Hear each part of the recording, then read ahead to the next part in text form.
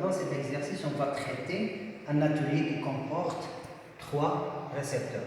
Tous ces récepteurs sont en parallèle avec la source. Donc, ils consomment même tension qui est 230 volts. Bon. Le premier récepteur est un moteur inductif de puissance utile 600 watts avec un rendement N1 et un cosinus φ1. Le deuxième récepteur est un récepteur purement capacitif, c'est-à-dire que sa puissance réactive est négative. Q2 c'est 120 var et un four de 0,8 kW.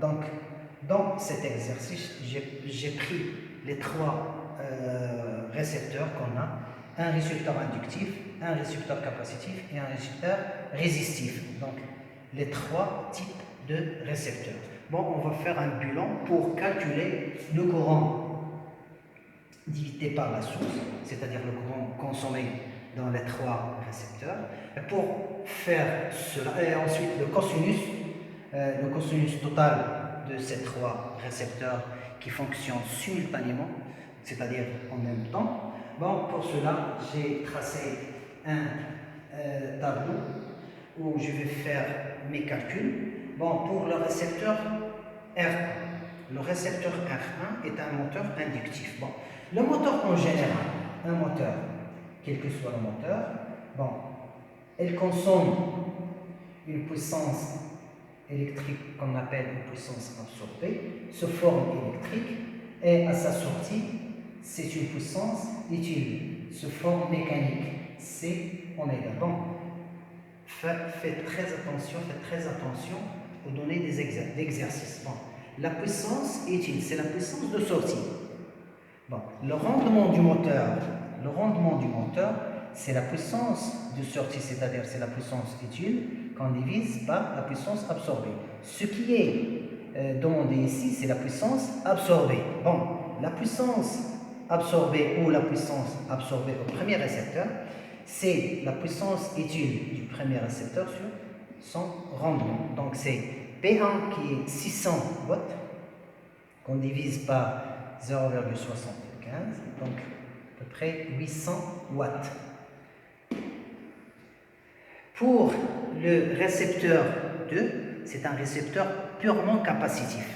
Bon, pour les récepteurs capacitifs, en général, ils ont une puissance réactive, mais ils n'ont pas la puissance active.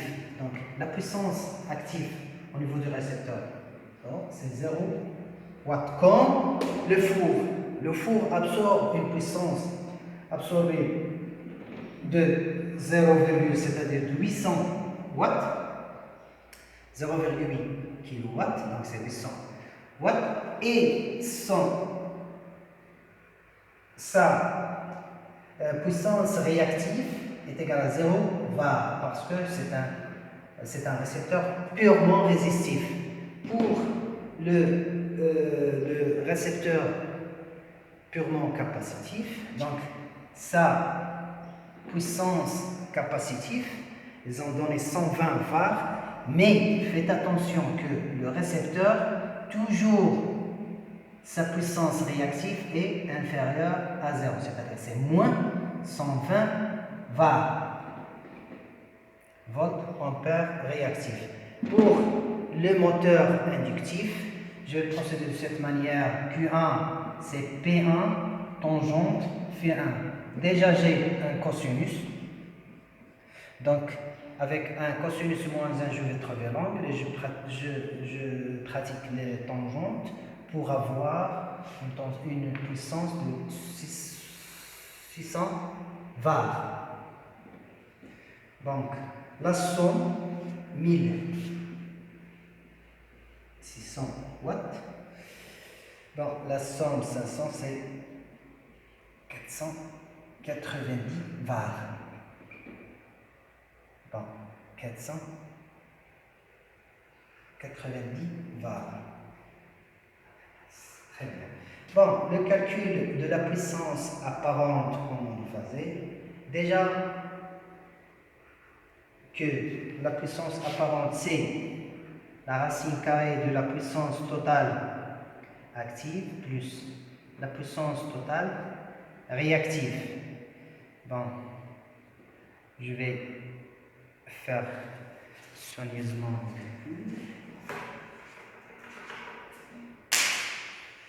Et la puissance active, c'est la puissance transformée par les récepteurs en puissance, en chaleur ou en travail. Mais la puissance réactive, volt-ampère. La puissance réactive, c'est une puissance fictive. C'est-à-dire, par exemple, dans la bobine, c'est la puissance capable de créer un champ magnétique. En ce qui concerne le courant, S est égal à la tension multipliée par le courant, I est égal à S sur V, V qui est 230, c'est 7,27 ampères. Pour calculer le cosinus ou l'angle de déphasage total, bon, le triangle d'or, que j'appelle le triangle d'or, donc SPQ, un cosinus de phi, c'est-à-dire c'est Q sur S, Q total sur S, c'est-à-dire sur la valeur de S 1670 nous donne 0,29. Ce cosinus qui est très faible est un cosinus qui est très dangereux pour l'installation. Donc un cosinus qui est faible produit, bon, pour la puissance C, P, c'est la puissance absorbée ou la puissance active, c'est la tension courant cosinus phi. Le cosinus phi faible donne une augmentation inattendue du courant, ce qui fait mal à l'installation parce que les pertes joules sont fonction de I au carré, donc les pertes joules augmentent beaucoup, ce qui est dangereux sur l'installation. Donc, pour compenser, et ensuite, en plus de ça, que la puissance réactive de l'installation, un cosinus qui est faible, un sinus qui est un élément d'un sinus, non un sinus qui est fort. Donc, la puissance apparente est très importante. Donc, la puissance de la source se dissipe sous forme de perte et de puissance fictive. Pour régler ce problème, on procédait de la manière suivante. Donc, l'installation, notre installation alternative qui a une puissance active réactive apparente, et un autre récepteur aussi qui a une même P parce que la puissance absorbée ou la puissance active, ils se transforment toutes en soit en chaleur, soit en travail, mais la puissance réactive est différente. Et pour cela, on va intégrer à la source une autre puissance à partir d'un condensateur qui est un générateur de puissance réactive. Pour cela, je veux dire qu'il y a deux machines qui sont des générateurs de puissance réactive, les condensateurs et les machines synchrones, c'est les alternateurs. Les alternateurs aussi, ce sont des générateurs de puissance réactive. Donc, par suite, ce Q de C qui est moins C oméga V au carré. Bon, c'est facile de calculer ce Q de C. Q de C, comme on a dit que c'est VI sinus phi. Le sinus phi par un condensateur, c'est moins pi sur 2, c'est-à-dire c'est moins 1, moins VI.